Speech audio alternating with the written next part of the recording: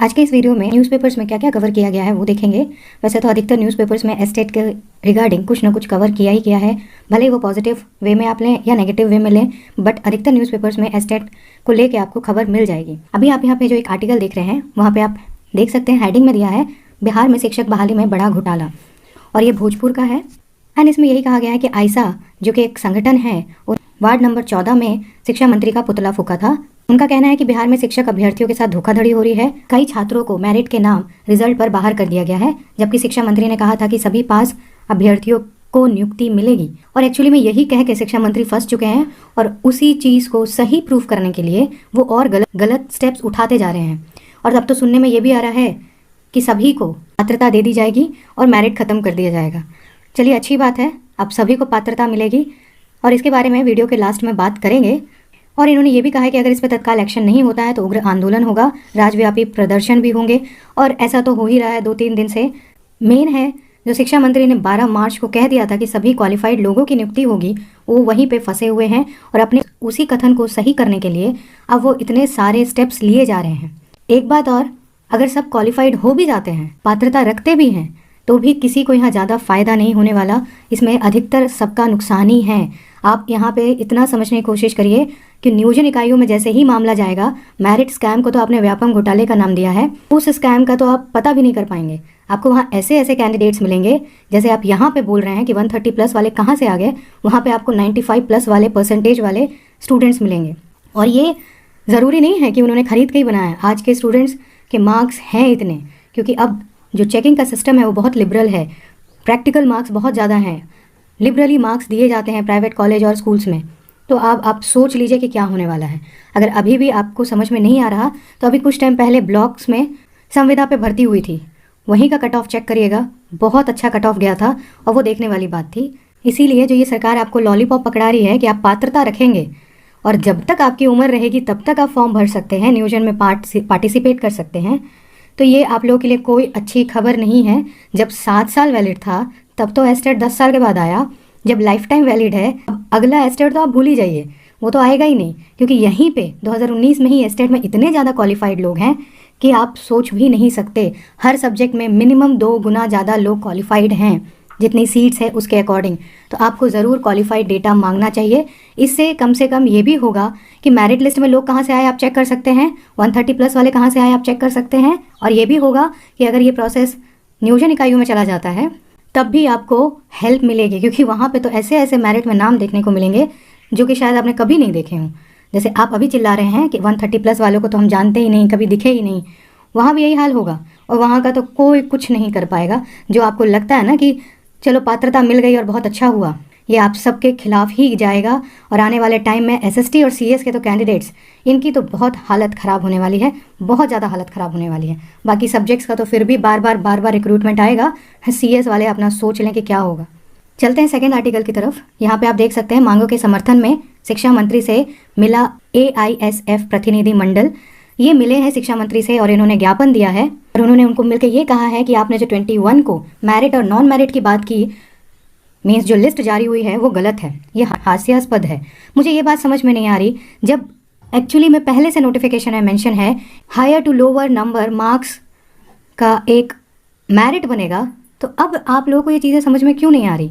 अगर आप कहते हैं मेरिट में स्कैम हुआ है तो उसको प्रूफ करिए, मेरिट लिस्ट मांगे, क्वालिफाइड का डेटा मांगे। बट आप लोग तो खाली एक भीड़ तंत्र का हिस्सा बने जा रहे हैं, और मेरिट वाले सब मेरिट वालों को कुछ भी कह रहे हैं, कुछ भी बोल रहे हैं, और सबको आपने एक ही ठप्पा लगा दिया है कि सब पैसा देके घुसे हुए हैं। देखिए, जिस तरीके से आपने केस किया है, जिस तरीके से आप लोगों में बात चल रही है कि केस होगा, जबकि आपके साथ तो नोटिफिकेशन भी नहीं जाता।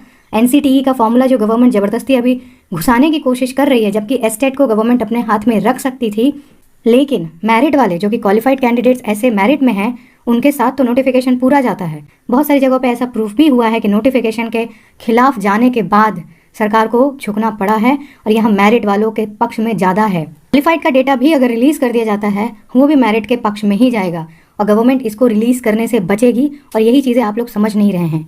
आपको पुरजोर तरीके से मेरिट लिस्ट और क्वालिफाइड डेटा की मांग करनी चाहिए, जो अभी तक आप लोगों की तरफ से सिर्फ हल्ला किया जा रहा है, इस डेटा का मांग नहीं किया जा रहा। ज़रूरी है आप आंदोलन करिए, ज़रूरी है आप अपने हक के लिए लड़िए, बट उस लड़ाई में मांगे क्या होनी चाहिए, सिर्फ हल्ला करने से, सिर्फ धरना देने से, विदाउट राइट मोटिव कहाँ पहुँचेंगे। ज़्यादा से ज़्यादा यही होने वाला है, आप पात्र हो जाएंगे, क्वालिफाइड का आपके पास है नहीं। और एसएसटी का तो 2011 में भी बुरा हाल था, 2019 में भी 60,000 प्लस कैंडिडेट्स अपीयर हुए हैं।